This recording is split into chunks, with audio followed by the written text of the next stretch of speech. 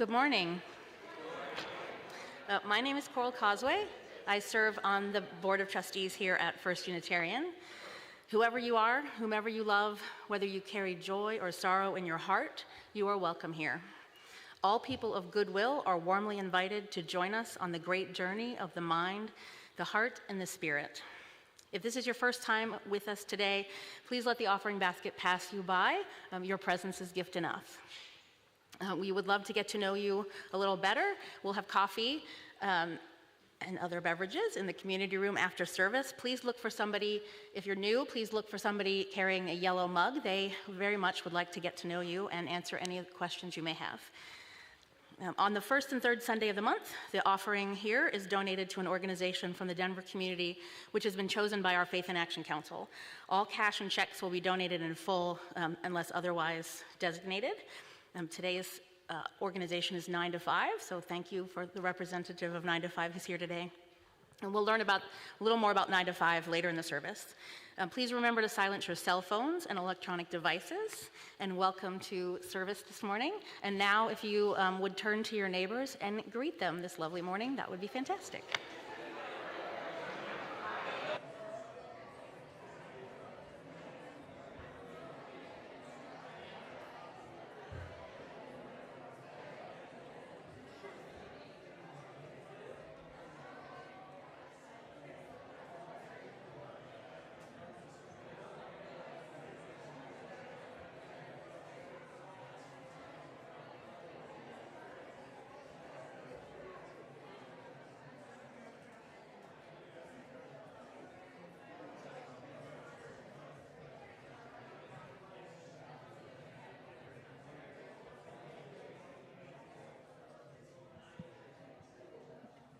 Good morning. Welcome here this morning.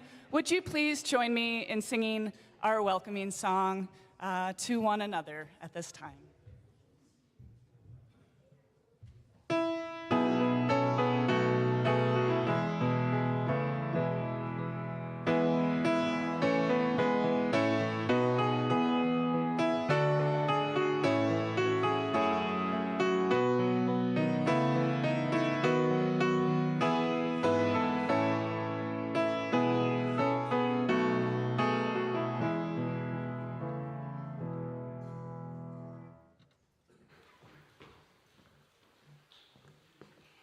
Good morning, First Unitarian.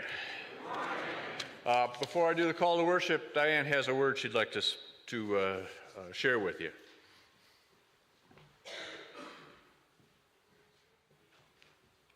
Thank you, Mike. He gave me 30 seconds. You're allowed to time me. I'm from the Colorado Ballet Academy and Colorado New Style Dance Studio. Next Sunday, I will be offering a children's dance class, ages 7 to 11 at noon upstairs in the beautiful chapel. You can sign up through the auction. It's going to reopen today, or give me your info. Why dance? Okay, let me say first of all, this class is for boys as well as girls. We will be doing what I call enhanced folk dancing. That means folk dancing from Eastern Europe that has big movements. For example,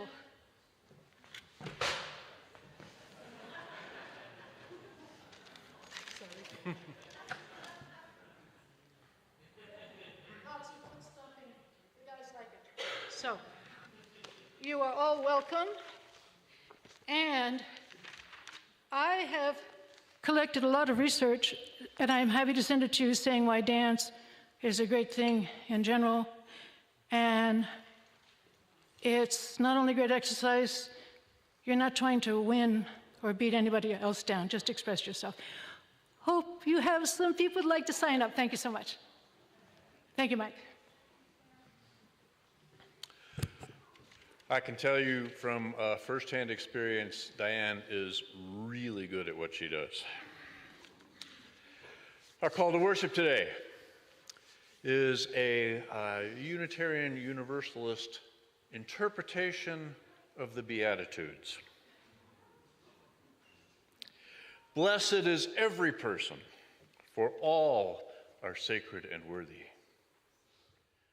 Blessed are those who practice compassion and justice, for there is a unity that makes us one.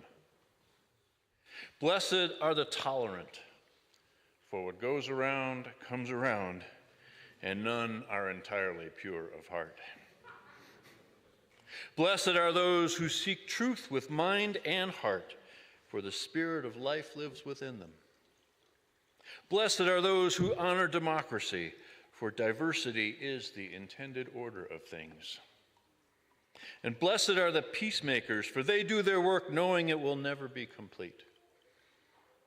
Blessed are those who know the one in the all, and the all in the one, for nothing is excluded from the cycles and circles of life.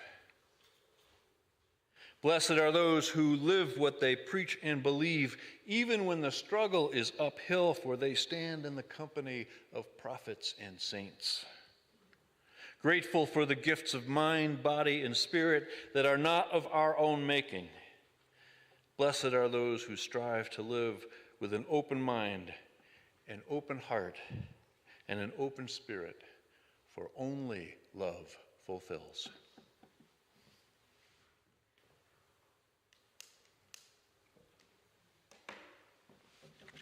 Welcome.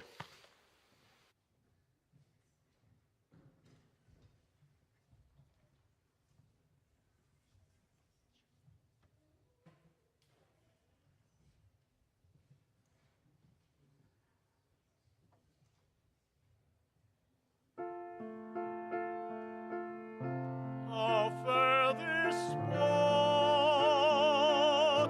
I gaze to where the golden brook runs by. The fields are all inlaid with flowers. The white clouds sail on high.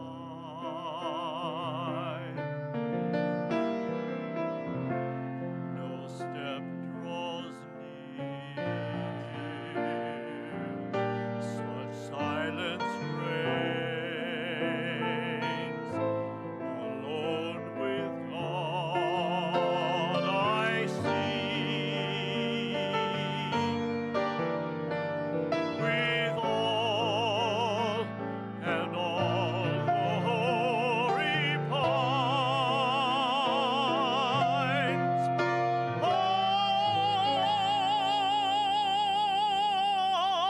Thee, my only dream.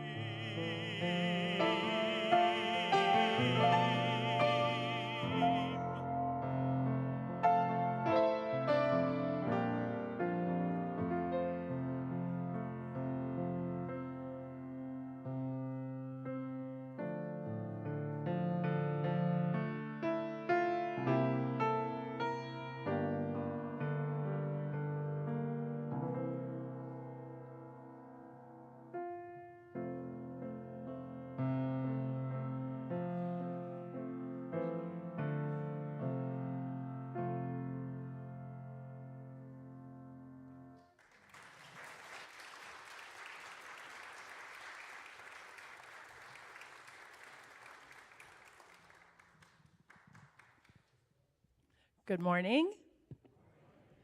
My name is Erin Kenworthy, and I'm your Director of Religious Exploration here at First Unitarian. Today, we're going to be answering some of your questions. This is our question box, and I introduced it to our congregation sometime at the end of May. And I put it out there on our RE desk and said, please, if you have any questions about anything, put them in the box. And we have received 2 questions so far.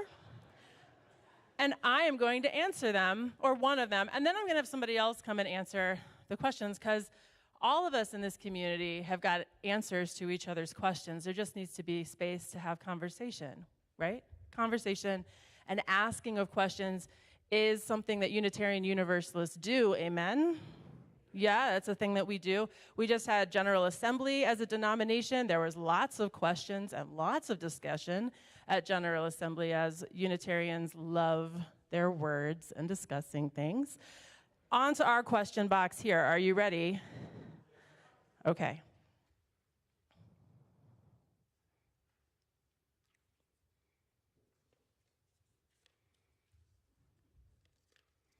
Okay. Whew. Question is, what is the average speed of a 20-year-old human? I'm going to tell you, I cheated a little bit, and I read the questions beforehand. So I did some research. There are lots of variables here in this question, right? So I went with walking speed, and what I found is that the average 20-year-old walks about 3.1 miles per hour. There you go.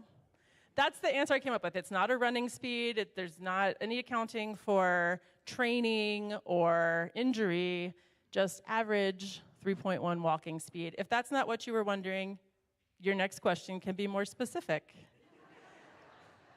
All right. Our next question, and so far the questions are unattributed, so I don't know who asked them, which is fine. That's one of the ways a question box works. If you want your name to be attached to your question, you can do that too, just so you know. So this question is there a specific religion with UUs, or is it all religions allowed? Who should I call on to answer this question? Mike, will you come answer this question?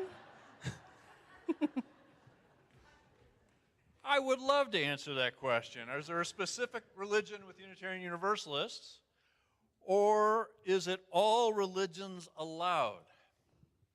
That's a fabulous question. I bet it was one of our children who asked it. Two ways I'm going to answer that question. And the first way is I think of these banners that we have up on the wall at this congregation. The one that says, "There's a unity that makes us one, and all souls are sacred and worthy." And it is my teaching, my way of thinking, that you can approach those two core propositions as a Christian, or as an atheist, or as a pagan, or as a Buddhist, or as a Jewish person, or any number of things. So in that sense, yes, all religions are kind of allowed. We do have some core propositions, and that kind of keeps them all on the same page, as it were. The other way that I answer that question is I don't care about that question. I don't. This is how I think about it, and this is what I teach, this is what I try and model. If the only meaningful way to measure the value of a spiritual path is by how much love and how much justice it creates in our hearts and in the world. That's it. There's no other measure. And so if being a Christian does that for you, more power to you. Welcome.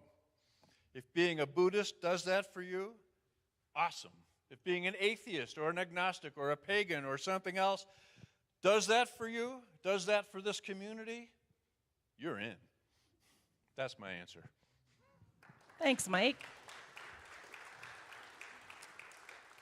Many thanks to our question askers. And if you have a question, no matter your age or experience here in this community or in the world, you are welcome to add your questions out at the RE desk in the community room at any time. Yeah? Are there questions out there? There gotta be. Write them down and give them to me so we can answer them for Time for All Ages this summer. Thanks.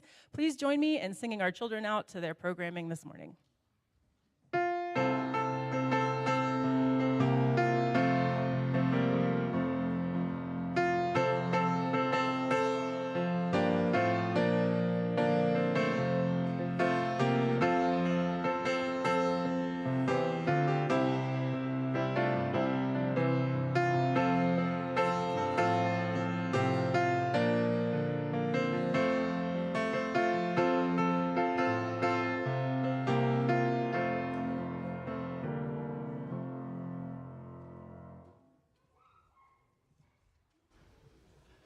Would you please rise in body or spirit and join in singing our first congregational song, come sing a song with me. The lyrics will be up here on the screens, or you can look at the music on page 346 of your gray hymnal.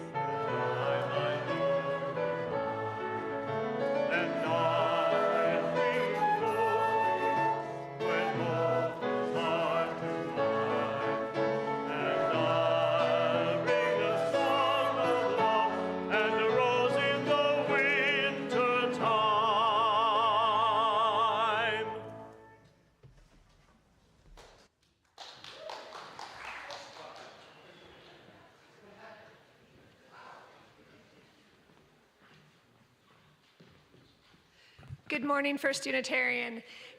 Good morning.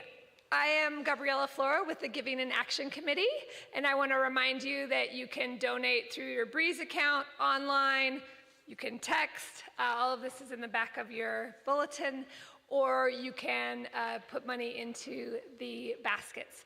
And it is a great pleasure today, because today our money is going to 9 to 5, an incredible nationwide organization that has a super strong chapter here in Colorado fighting for women's rights in the workplace and non-binary folks' rights in the workplace.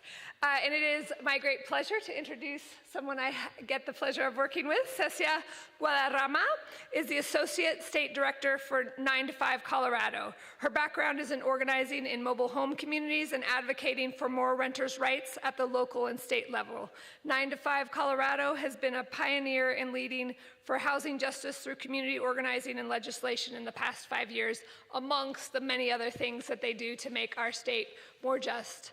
And I would like Cecia to share with us a little more about 9 to 5. Thank you, everyone. Good morning. My name is Cecia, and I actually transitioned to be the Executive State Director in February. No, you're okay.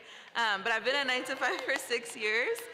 And first of all, I just want to thank y'all for choosing 9 to 5 and donate today. I know someone asked me, what is the small amount compared to what a foundation can give? But really, when working class and impacted people and people in our community give, it means so much more.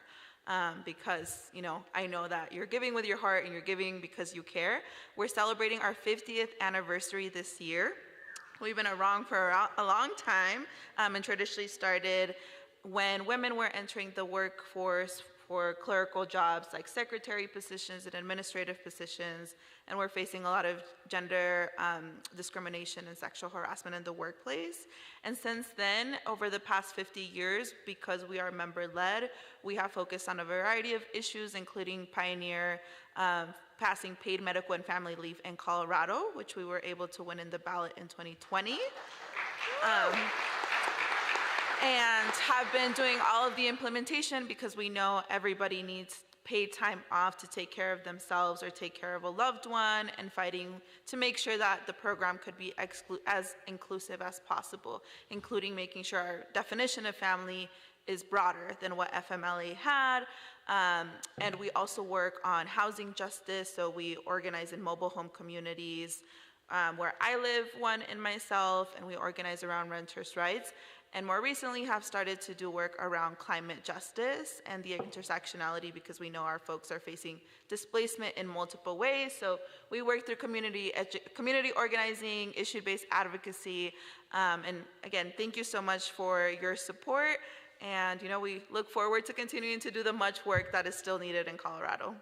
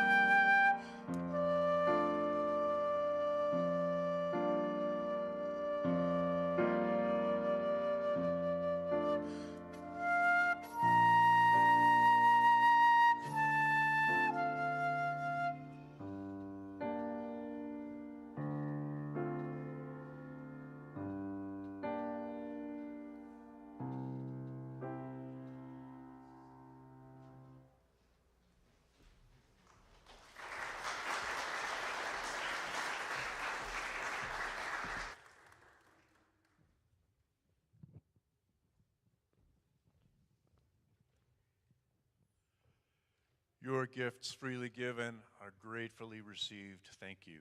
Thank you for your contributions, your generosity, and your support of 9 to 5 and the good work that they do. Thank you. I want to take just a moment right now, and I want to hold up our caring team, because what they do for this congregation is immeasurable.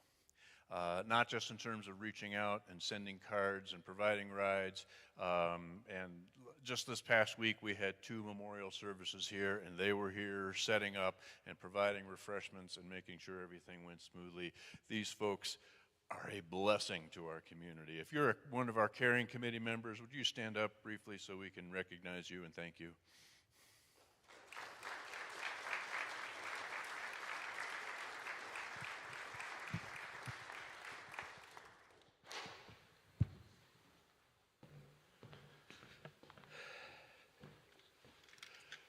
I want to call our attention to a couple of concerns, I guess they are today. One is that Phyllis Zumwinkle, who's been a member of this congregation since, if I'm not mistaken, the early 1960s, quite elderly now, had a fall a few weeks ago and broke her leg. This is not the first time she's had something like that happen, but she is in rehab in Centennial, and I am sure would appreciate cards and calls. Please hold Phyllis in your thoughts and prayers. Something else I just have to hold up this morning. Is it just me? Or does it seem like when states want to restrict people's right to vote or get medical care or express themselves, then the Supreme Court is all about protecting states' rights? But when states like Colorado create legislation to protect people's rights, make it illegal to discriminate, for example, because of someone's sexual orientation or gender expression, then the Supreme Court doesn't seem to think states' rights are worth considering at all. Am I wrong about that?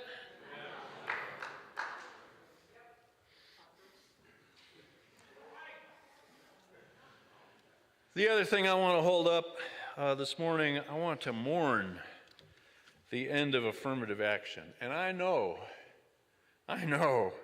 it was a clumsy Band-Aid on a very complex problem.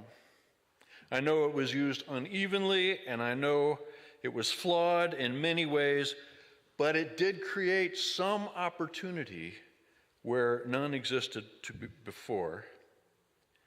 And in my humble opinion, to pretend that higher education or that American society is colorblind is a statement so patently, factually absurd that anyone who makes such a statement shouldn't be making judgments about anything or anybody.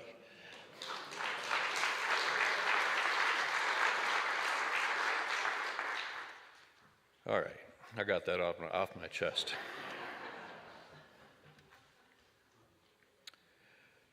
Our prayer this morning is a poem called The Facts of Life by Padraig O. Tuama.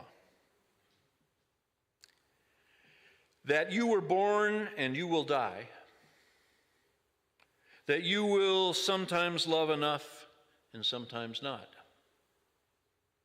That you will lie, if only to yourself. That you will get tired. That you will learn most from situations you did not choose. That there will be some things that move you more than you can say. That you will live, that you must be loved.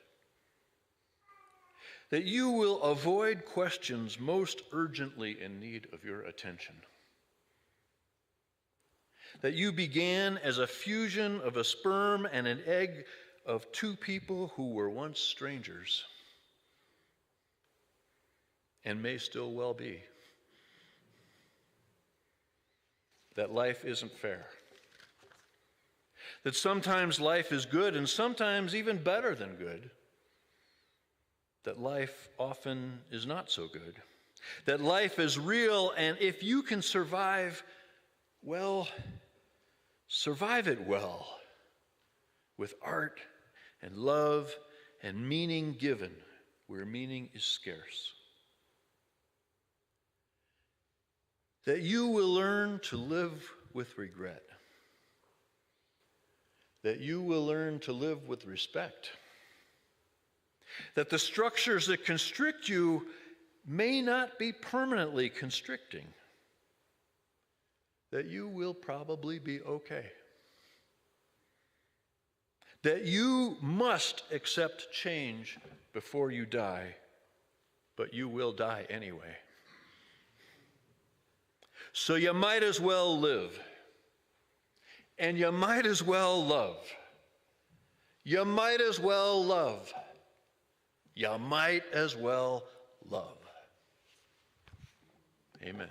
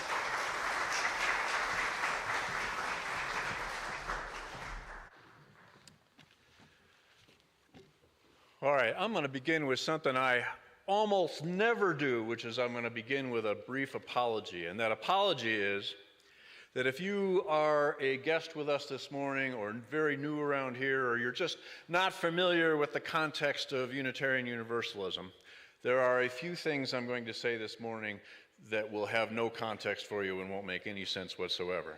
So I apologize for that. I just don't have time in one sermon to give all that context. And as will become very clear, I only do this kind of sermon once a year. Our normal services are not like this, normal sermons anyway. So, with that out of the way.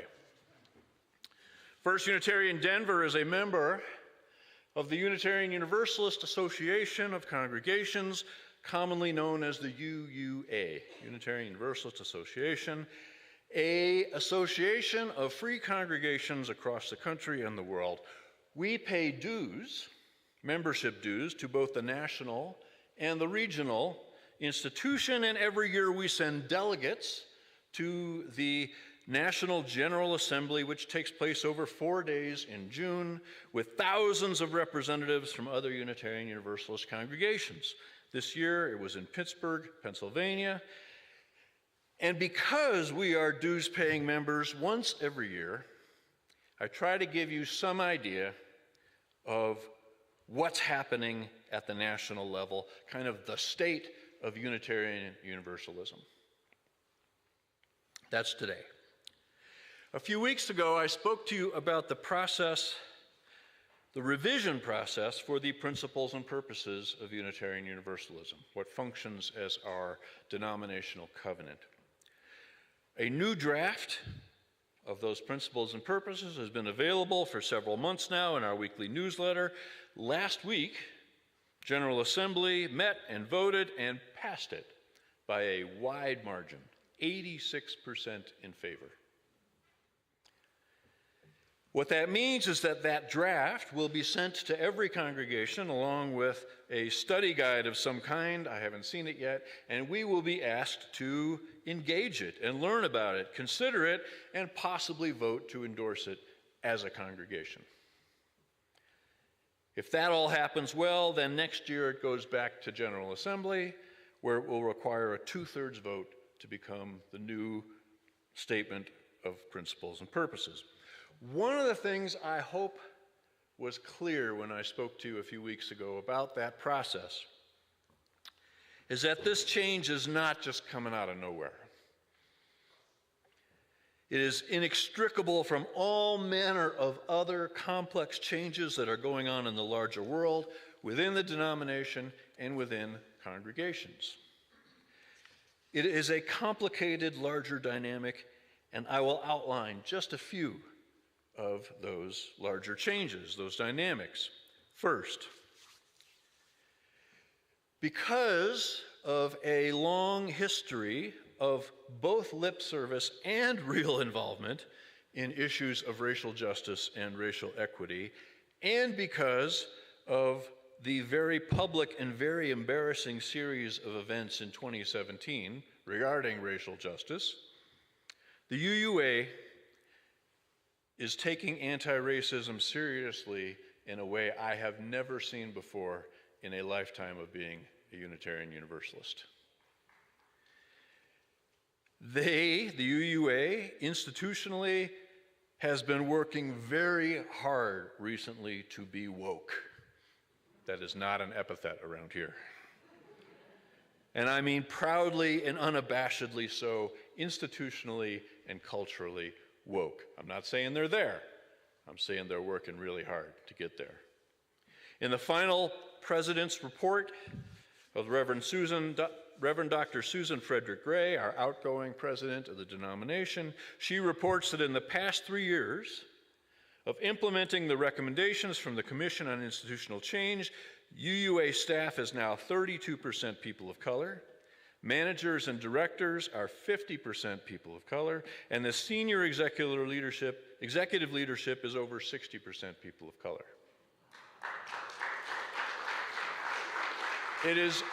It's also worth noting that we have just elected Reverend Dr. Sophia Betancourt as our new denominational president, the first woman of color to hold that position, and the first openly queer person to ever hold that position.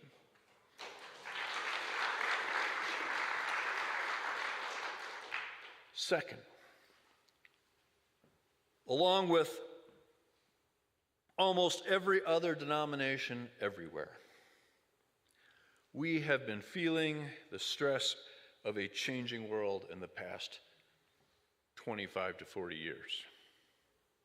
Young people and young families are just not as interested in going to church as they once were, as they were in the middle years of the 20th century. Economics have changed. The job market has changed. Culture has changed, perhaps especially where it concerns organized religion. The whole model of the Protestant church in America is based largely on the the unpaid labor of women, amen, who had time to do that labor, families that had disposable income, and of pension funds, none of which exist in the way that they used to exist. The largest and fastest growing segment of the American population are those who claim they are spiritual but not religious, what statisticians call the nuns. That's with an O and an E.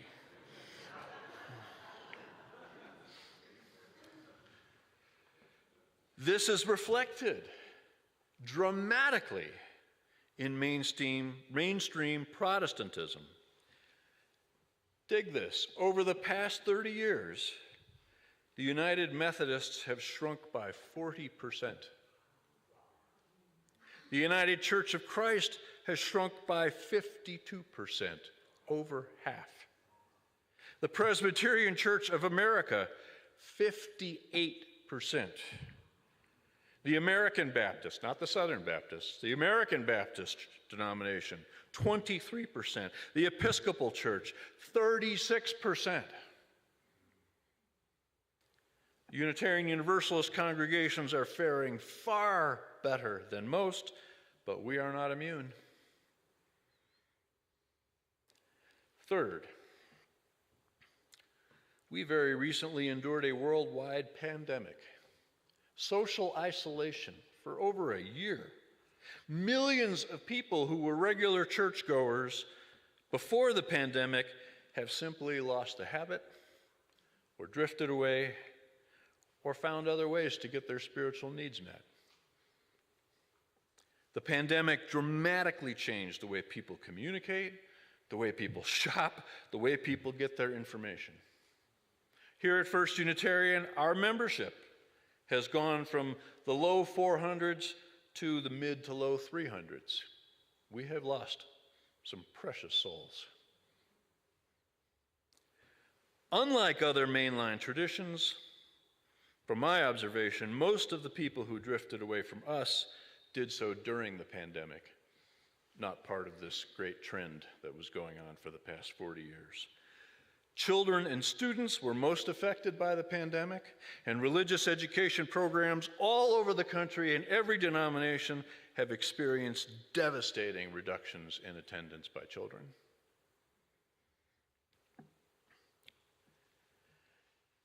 Fourth,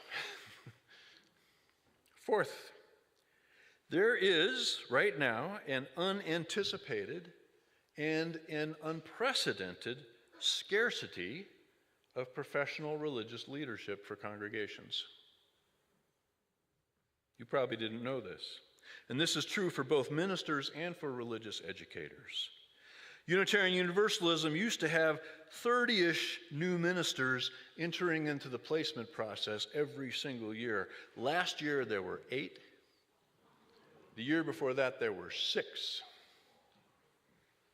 When I was in search for a congregation 21 years ago, there were typically 10 to 20 ministers interested in every congregation that was looking for a minister. Competition was fierce. The year I was in search, 2002, First Unitarian had 11 applications, including mine. This year, 2023, 18 Unitarian Universalist congregations searching for a minister couldn't find one and are doing without. There simply wasn't a large enough pool of ministers to cover the congregations who need one. There's a similar story for religious educators, though I don't have good numbers for that. You could conclude from all of this that there's a crisis happening in American religion, and you would not be wrong. Congregations everywhere are shrinking, laying off staff, selling buildings, and in some cases, like High Plains Unitarian Universalist Church in Colorado Springs, dissolving, releasing their assets and closing their doors permanently. As I've often said, and this is true, First Unitarian Denver, right here, we are in better shape than most, and I mean like way better shape than most. Although we have lost members in the past 5 years, our budget has not shrunk, thanks to your generosity. And because we are a generally frugal community, a frugal church, the balance in our operating budget has never been higher. I would also say that our confidence as a congregation has remained pretty high. Amen? You are an amazing community, and that is a profoundly blessed thing. I thank you for that. Most of the programming and the major presentations at General Assembly this year revolved around these issues I've been talking about. People are worried. Ministers and religious educators are worried. No one knows what the solution is. Anybody who tells you they do, you shouldn't listen to them. We know for sure that the Methodists, the Presbyterians, the Episcopalians, and the United Church of Christ folks have not found it, the solution that is, but not for lack of trying. All that said, and that's a lot, all that said, there is hope. And I'm going to be really blunt. There is hope, but not for reclaiming some way we have done church in the past. There's no hope for that. That model, created in that world no longer exists. That model, its days are numbered.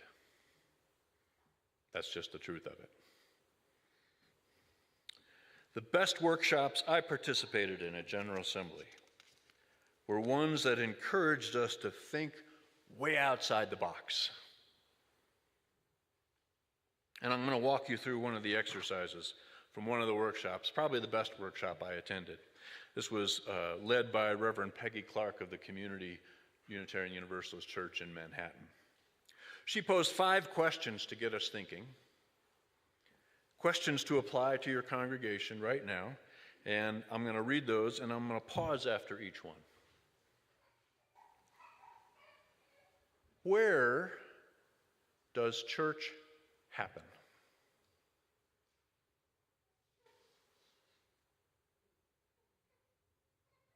Where does church happen? When does church happen?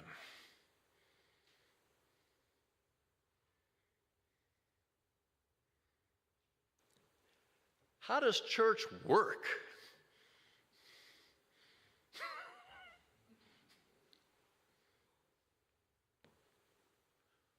Who is welcome?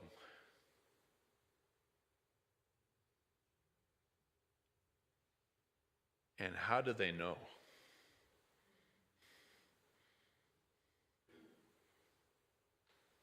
How do they know?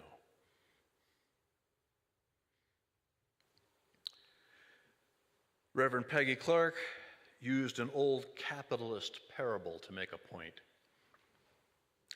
And I remember this example from when I was in engineering school way back when. There was a company that made drill bits. They made excellent drill bits and the company did well. So well that other companies began copying them, also making excellent drill bits and cutting deeply into the market share. This was perceived as a leadership failure. The CEO was fired and a new CEO was brought in. The new CEO called all the engineers together and said, we've got to do better. And he asked them, what's our end product? Well, drill bits, of course, they said. And the new CEO said, no. Our end product is holes. Drilled holes. Let's start by asking how we can help our customers make better holes. The point is obvious. We have a certain way of doing church, and we do it pretty well. But the parable asks us to take seriously the question, like, what exactly is our end goal? Why do we exist? What is our vision for this institution, this community, for this world? And of course, the follow-up question, are we designing the how we do church to align with that vision?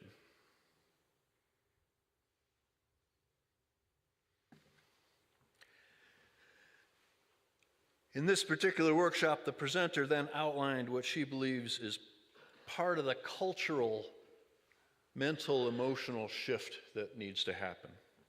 She talked about how for centuries, right up to the early 20th century, society and congregations operated on what she called the subject model, or the subject story. The subject story is hierarchical. It's built on class and privilege. People have their roles and their families, and most people expected to and did live their lives within their roles. But in the early 20th century, especially in the 1920s, there was a major shift in society toward a consumer model, a consumer society. And this was not an accident, but was deliberately and methodically created by corporations investing in the science of marketing, shaping public opinion, and sophisticated manipulation of identity and image. They are really good at this. The consumer story focuses on the individual. It gets individuals invested in having choices and in competing with other consumers for more choices, more stuff. It built beautifully, really, on the foundations of class identity and created the illusion that more and better stuff could get you into a higher class. A more prestigious life, more opportunities for your children. She observed that the model of probably every church in America and other places is grounded, or at least underpinned, underlined by the consumer mentality. From counting members and charting pledges, to calculating what program is likely to attract the most people, the underlying premise is that our members are consumers and we don't want them to go anywhere else. Churchgoers also tend to approach church with an underlying church mentality. My church, my needs, my preferences, my.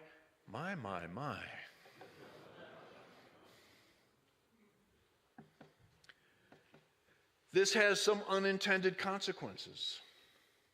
Like when things aren't going according to plan, there's a tendency to point fingers and assign blame. There's a dynamic happening in Unitarian Universalist religious education right now across the country, in churches all over the place. The number of children attending religious education dropped dramatically during the pandemic, and programs like ours that used to have over 100 kids now have like 30. So our people, not our people necessarily, so people think the religious educators aren't doing their job, and a bunch of congregations have fired their religious educators, thinking someone else might be able to bring those kids back, not recognizing that the world has changed, families have changed, kids have changed, and this is happening in every congregation, everywhere, every denomination, and nobody knows what's going to bring those kids back, or even if they can be brought back. Nobody knows. Religious educators are working their butts off trying to figure this out. And they're often doing it without the robust committee support that previous generations of religious educators took for granted, that congregations readily supplied. This is just one example of how the consumer story has been working, the consumer mentality, how it underlies things that happen at church. There are many, many other examples I could give you. Another thing about the consumer model is that it keeps people passive. Keeps people passive. We wait for someone to give us another option instead of thinking one up for ourselves or creating it. We forget that even though the menu has lots of options, it's still limited by whoever wrote the damn thing, or whoever wrote the product list or the program, whoever structured the game. The last model that Reverend Clark named is what she called the citizen story. And this is what she believes we should move towards. And I think it's a pretty darn good model. In the citizen story, we join together and invest our collective power for good, for a higher good. We reach across boundaries. We reach across barriers. We recognize that everyone has gifts and everyone is needed, that all voices are necessary. We stop asking, what do I like and what do I want? And we start asking, what do we need to be more inclusive, to be more responsive, to be more faithful to our deepest values, to allow the isolated to connect, to comfort the afflicted, and to afflict the comfortable.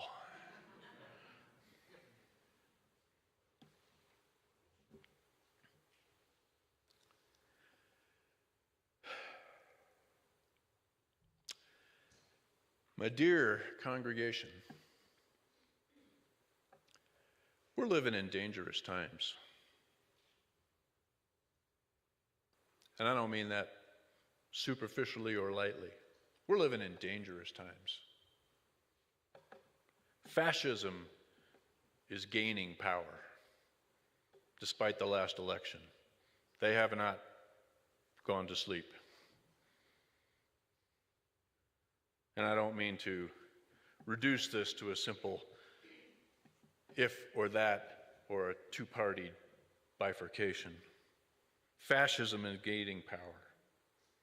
People in places like Florida and Texas are literally fleeing their homes for their lives and their safety. A third of the country believes in a con man selling them a fantasy, and they have shown they will gladly, enthusiastically sell out what's left of democracy for a chance to return to some glorious past that never even existed. And all the while, the media, both sides, work overtime to drive us further apart. Ever further into our bubbles, telling us to be afraid. Be very afraid, even if they don't use that language. That's the message. You've heard it.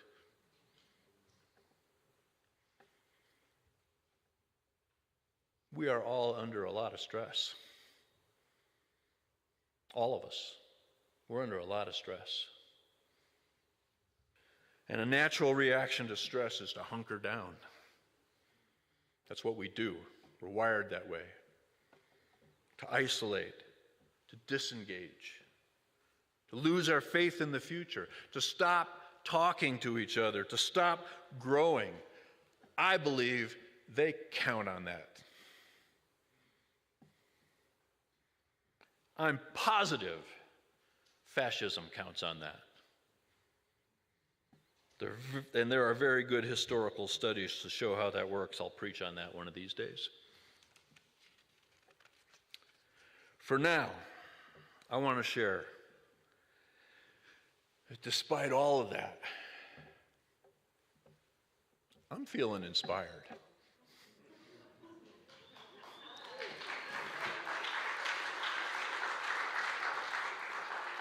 I like a challenge. And I don't know what all the answers are, but I know a couple things. I know, I've seen this 100 times, here in church and elsewhere. I know that when good people of goodwill come together to seek together what is highest and noblest and best in this world, wisdom emerges. Like grace, like a gift, like a miracle. In the holy ground that is created in such a space, wisdom emerges. The ingredients are goodwill, deep respect, and a common goal. It's not that hard. Another thing I know is that sometimes half the battle is just asking the right questions. Not getting fooled into limiting our options. So I'm going to slightly rephrase the questions I asked earlier. How could church happen? How could church happen? When could church happen? How could church work?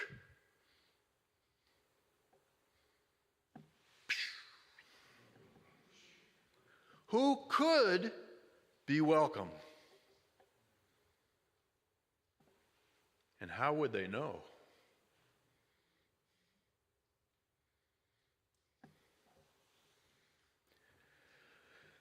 The last thing I know for sure is that I cannot figure all this out on my own. And if I did, just that fact would ensure that all my answers were wrong. Amen? Friends, beloveds, these are questions we are going to have to engage together. And I have faith that we will. Amen.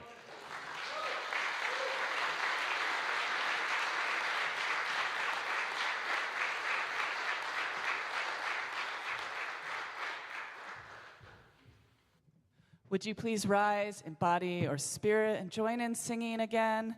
Number 1026, If Every Woman in the World. You can find the music in your teal hymnal or the words up here. At the end of our hymn, please remain standing for our closing affirmation and our benediction.